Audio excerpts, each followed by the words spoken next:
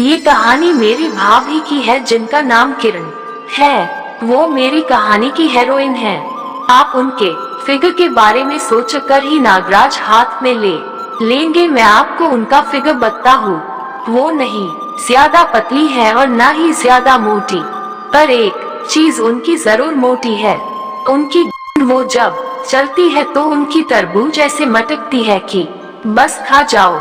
उनका फिगर 3-4-2-6-2-6 है। गोरी और होठ गुलाबी है, देखते ही लगता है कि चूसते ही रहे। तो दोस्तों अब आते हैं कहानी की तरफ। मेरी भाभी की शादी को बस 5 साल हुए हैं। जब वो हमारे घर आई तो मेरे मन में उनके लिए कोई फीलिंग्स नहीं थी।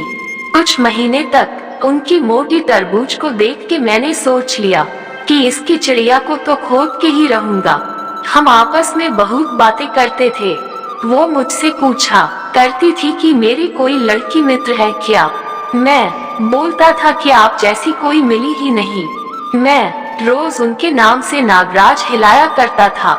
मुझे लगता था कि कोई मुझे बाहर से नागराज को हिलाते देख रहा है कि होल से। और भाभी की खुदाई के बाद पता चला कि वो मुझे रोज देखा करती थी।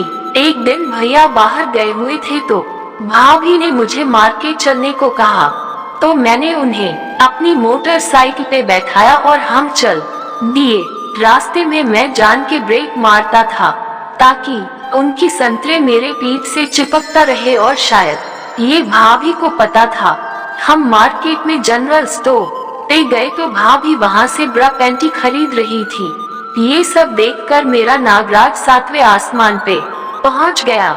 वापस आते हुए बारिश हो गई और हम दोनों भीग गए।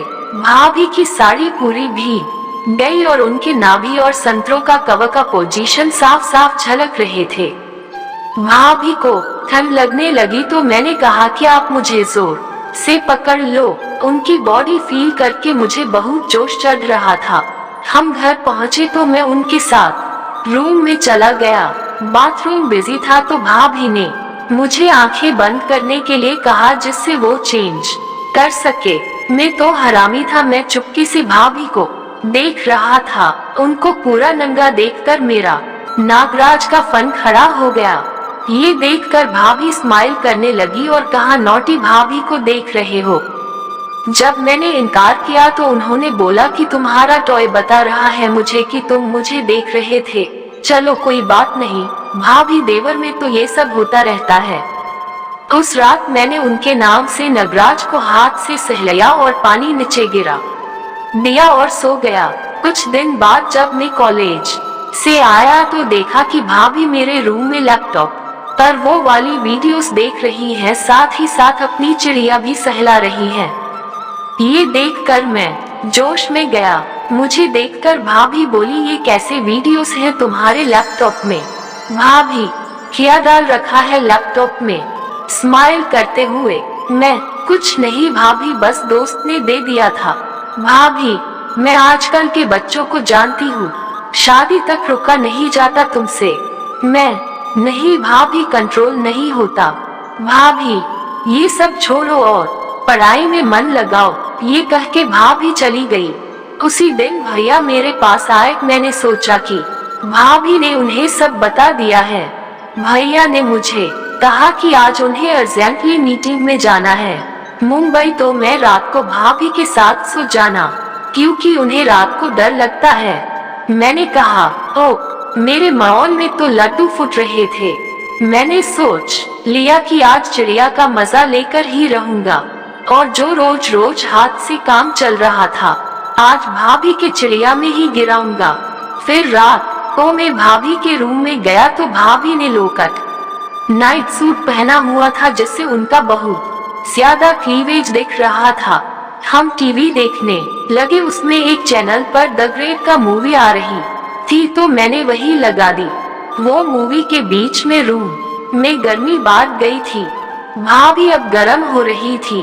वो अपनी चिड़िया पे हाथ फेर रही थी। मैंने उनका हाथ हटाया और चिड़िया पे हाथ फेरने लगा। फिर हमने जोरदार किस की करीब 4-5 मिनट तक मैंने उसके संतरों से कपड़ों को हटाए। उसने मेरे नागराज को पकड़ लिया और सहलाने लगी। मैंने उसकी नाइटी उतरी तो देखा कि उसने वही संतरों का कवर पहनी थी जो उसने मेरे साथ मार्केट में खरीदी थी। फिर उसने मेरी टी शर्ट और बरमुंडा उतारी। अब हम दो सिर्फ अंडरगारमेंट्स में थे। मैंने अपने मुंह से उसकी पैंटी उतारी तो देखा कि चिड़िया बिल्कुल चिकनी और साफ थी, एक भी झाड़ी नहीं था। फिर उसने मेरा अंडरवेयर उतरा।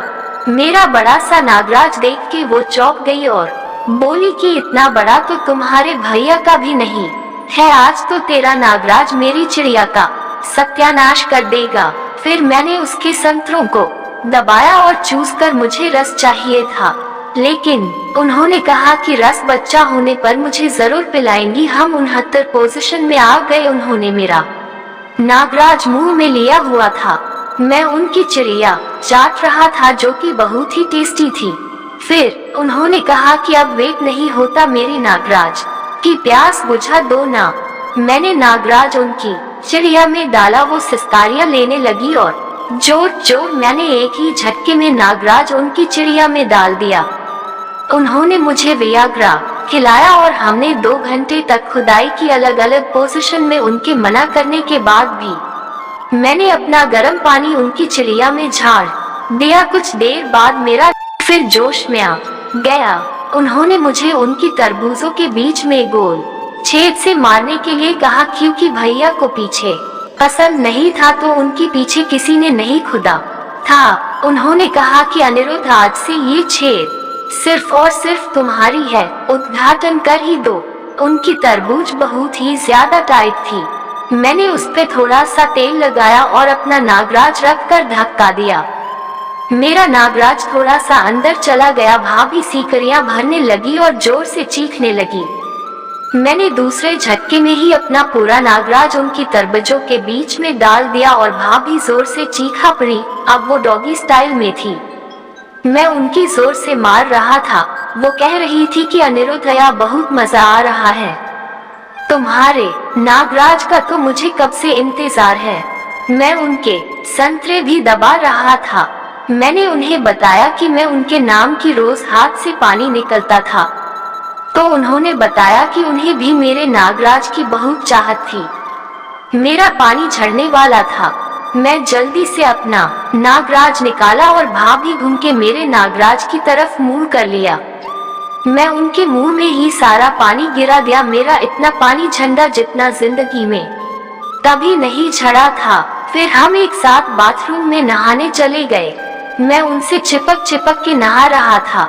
उनका हर एक हिस्सा मैंने अपनी जीभ से आइसक्रीम की तरह चाटा। शव में हम दोनों फिर बाथटब में एक साथ लेटे रहे। फिर हमने बाहर आके चेंज किया। हमने बहुत लंबी किस की, फिर मैं चला गया।